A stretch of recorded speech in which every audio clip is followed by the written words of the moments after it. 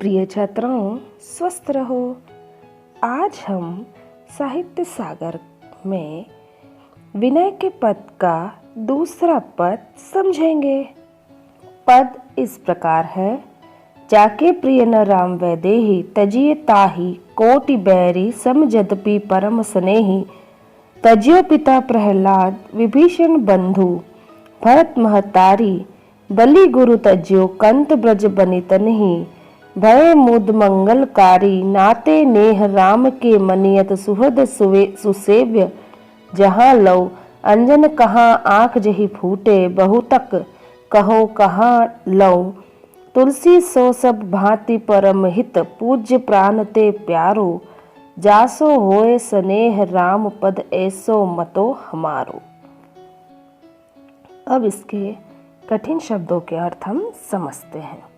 वैदेही सीता, तजिए त्यागना, कोटि करोड़ों वैरी दुश्मन, स्नेही प्रियजन, तजियो छोड़ना, महतारी माता, कंतपति, बनी तनही ब्रज की गोपियाँ। मुद, यहाँ मुद का अर्थ आपका है प्रसन्न, मनियत मानिए, सुहृद अच्छे दिल वाला, सुसेव्य अच्छी तरह से पूजा जाने योग्य। इसकी व्याख्या इस तरह से हुई। जिसके हृदय में सीताराम जी के प्रति प्रेम नहीं है, उसे करोड़ों दुश्मनों के समान जानकर छोड़ देना चाहिए, चाहे वह परम मित्र ही क्यों न हो। प्रभु से विरोध के कारण प्रहलाद ने अपने पिता का त्याग कर दिया था, विभीषण ने अपने भाई रावण का त्याग कर दिया था, भरत ने अपनी माँ का त्याग कर दिया था, राजा बलि ने अपने गुरु शुक्राचार्य का त्याग कर दिया था, और ब्रज की गोपियों ने अपने पतियों को छोड़कर श्री कृष्ण को भजा, जिसके कारण उनके सब काम मंगलमय हो गए। कोई आपका मित्र भले वह प्रिय क्यों न हो, सुसेवक क्यों न हो, राम के कारण ही उससे प्रेम करो। अर्थात अगर वह श्री राम का भक्त नहीं है और उनकी शिक्षाओं का अनुसरण नहीं करता है, तो हमें उससे प्रेम नहीं करना चाहिए, बल्कि उसे छोड़ देना चाहिए। ज़्यादा तक कहें तो उस अंजन होता है आँखों पर लगाने वाला मरहम, तो उसका क्या लाभ जिससे आँखें फूट जाए। ऐसे अंजन को लगाने से क्या फ़ायदा जिससे हमारी आँखें फूट जाए। तुलसीदास जी कहते हैं कि मेरा तो मत यह है कि हमें राम की भक्ति और उनके चरणों से प्रेम कराए, वही हमारे लिए पूज्य और प्राण प्रिय है, वही हमारे लिए कल्याणकारी भी है। इसमें कुछ विशिष्ट उदाहरण भी दिए हैं, उसे समझते हैं। पहला वैदेही। वैदेही सीता का ही एक नाम है। विदेह राजा जनक की पुत्री होने के कारण उनका नाम वैदेही पड़ा। वैदेही वनवास में भी अपने पति श्री राम के साथ थी। उसका हरण रावण द्वारा कर लिया गया था। उसके कारण श्री राम ने लंकापति रावण का वध किया।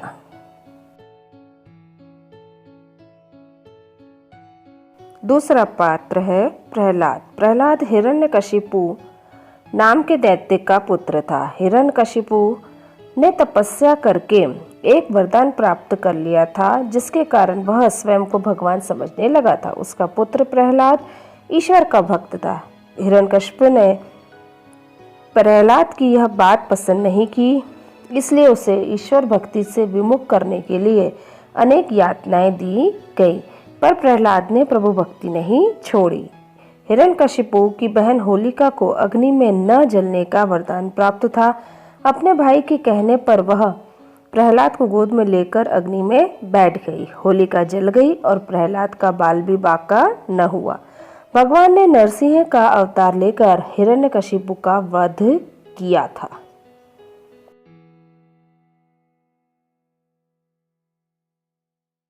अगला पात्र है भरत। भरत अयोध्या नरेश दशरथ का पुत्र था। कैकेयी उसकी माता थी। कैकेयी ने दशरथ से अपने 2 वरदान मांगे, एक में भरत के लिए राजगद्दी और दूसरे में राम को 14 वर्ष का वनवास। भरत उस समय अपनी ननिहाल में थे। जब वे अयोध्या आए और उन्हें पता चला कि राम के वनवास एवं पिता की मृत्यु का कारण उसकी माता है, तो उन्होंने अपनी मां का बहिष्कार कर दिया और राजगद्दी पर भी नहीं बैठे।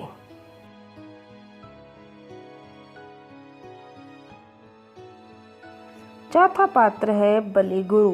भगवान विष्णु ने वामन अवतार लेकर राजा बलि से 3 पग भूमि मांगी थी। बलि ने उन्हें 3 पग भूमि देने का संकल्प किया। बलि के गुरु शुक्राचार्य को यह मालूम हुआ कि वामन के रूप में स्वयं भगवान विष्णु ही हैं।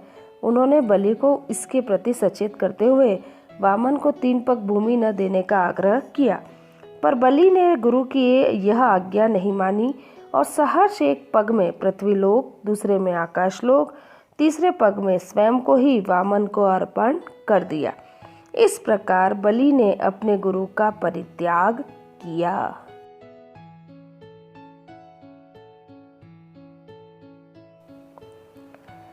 ब्रज बनी तन्ही।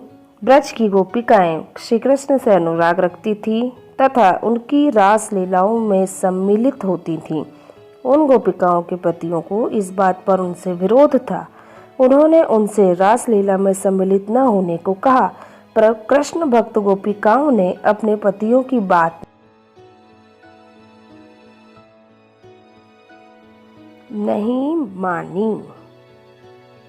अंत में सारांश के रूप में हम कह सकते हैं कि जिस व्यक्ति को राम और सीता प्रिय नहीं है, उसे परम शत्रु समझकर छोड़ देना चाहिए। राम के विरोध के कारण प्रहलाद ने अपने पिता हिरण्यकशिपु और विभीषण ने अपने भाई रावण को छोड़ दिया। भरत ने राम के वनवास और पिता की मृत्यु का कारण अपनी माता कैकेयी को छोड़ दिया। राजा बलि ने अपने गुरु शुक्राचार्य को छोड़ दिया। ब्रज की स्त्रियों ने कृष्ण प्रेम में बाधक बन रहे अपने पतियों को छोड़ दिया। राम और सीता के विरोधी व्यक्तियों से प्रेम करने से हानि ही होती है। आशा है यह पद आपको समझ में आ गए होंगे। इससे संबंधित प्रश्न असाइनमेंट में दे रही हूँ, आपको लिखने और याद करने हैं। हमेशा खुश रहो।